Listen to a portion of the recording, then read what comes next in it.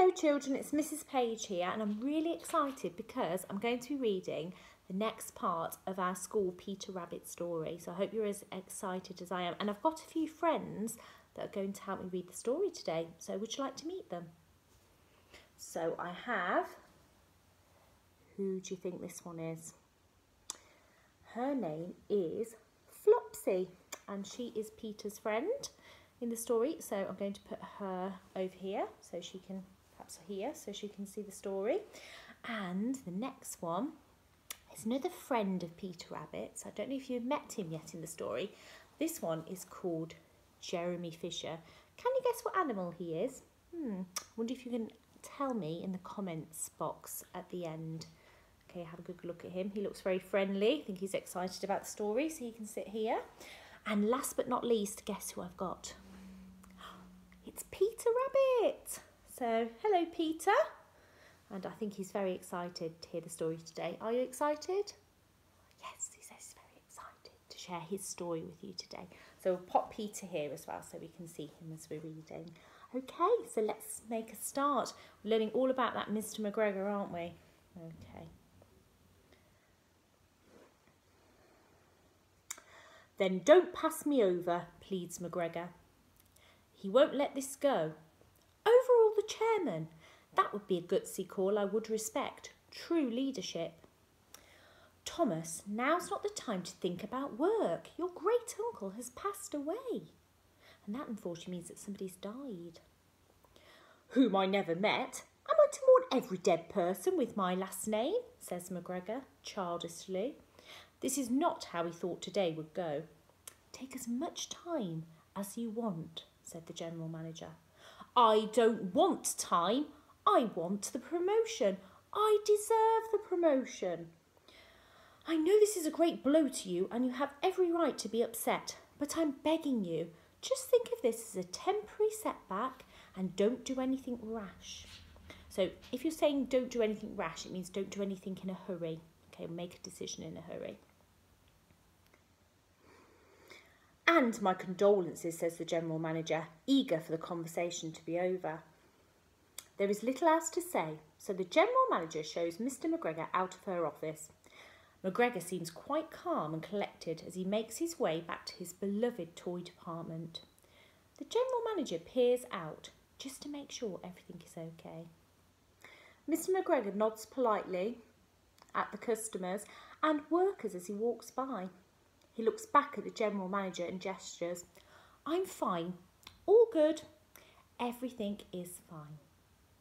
McGregor continues to walk through the store. He passes a display case jam-packed with porcelain dolls. He passes another case with glass. Angels. Nothing. They are lovely and he is fine. Another case contains a house of cards and still McGregor is calm. He does not need a promotion. Really, he is fine. Do you think he really is? McGregor then sees someone coming straight towards him. Someone with a dopey look on his face, earrings in both ears, and walking around the department store as if he owns the place. His name tag reads Bannerman. Good luck, Nigel, says McGregor as the dopey man comes up to him. You know it, my man, says Bannerman, and gives McGregor a fist bump before walking off. Fist bump, says McGregor to himself, his voice filled with disgust. He takes a few more steps, then slowly turns back. They've chosen a man who fist bumps over him. McGregor can feel his calmness slipping away. McGregor walks by another toy stand, only this time he does not keep going. Instead, he gives the stand a giant knock. It goes flying. In his path is another toy stand that he also sends flying, and another. McGregor can feel his anger rising and falling with each toy stand he knocks. But then there are no more toy stands, and McGregor starts knocking over and throwing whatever he can get his hands on. That will show them. McGregor is in a blind rage. So blind rage means when you're so cross, you just want to smash everything up, so it's not a very good place to be. Is not only having a meltdown in front of the customers, but also in front of the Harrods security office.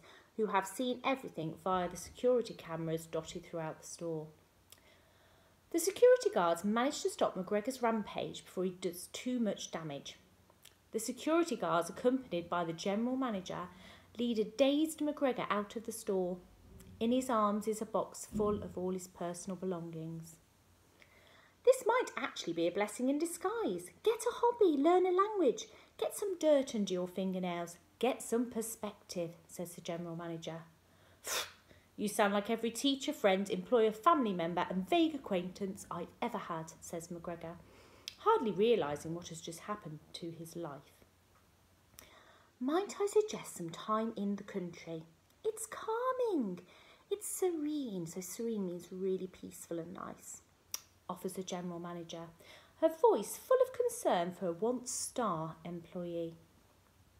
The countryside is exactly what McGregor needs. In the countryside, specifically in old Mr. McGregor's bathroom, Mrs. Tiggywinkle approaches the toilet. Ugh, some animal left the seat up, she says with disgust. She puts it down and then drinks out of the toilet bowl. A loud banging on the door interrupts her mid-gulp.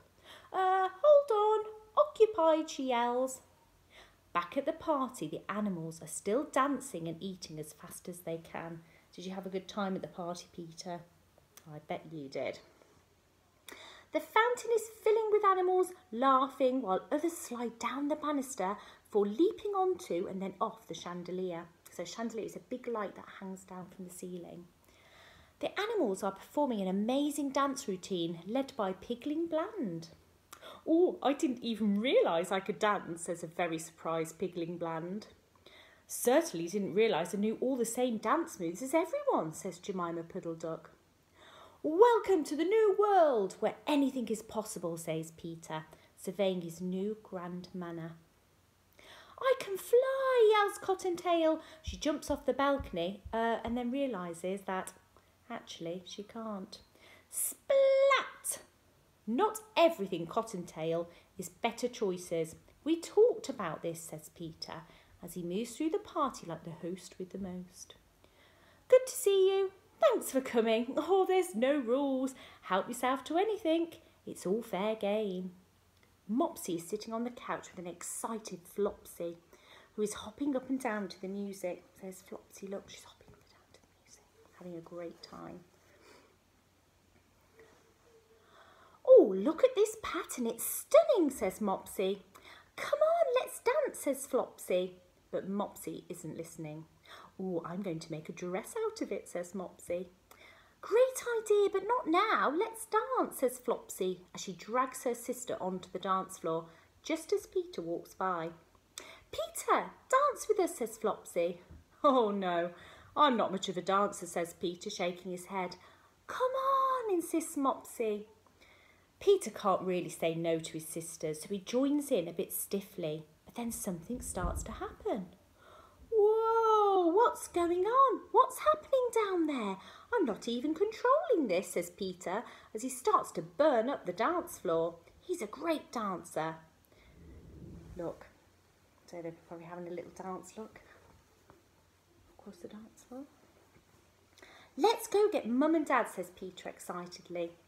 They're dead, Peter, says Mopsy, a confused look on her face. Metaphorically, Mopsy, explains Peter. The siblings dash out of the party and return moments later with a portrait of their parents. So a portrait is a painting of a person or a thing. So it's a nice picture of their mum and dad.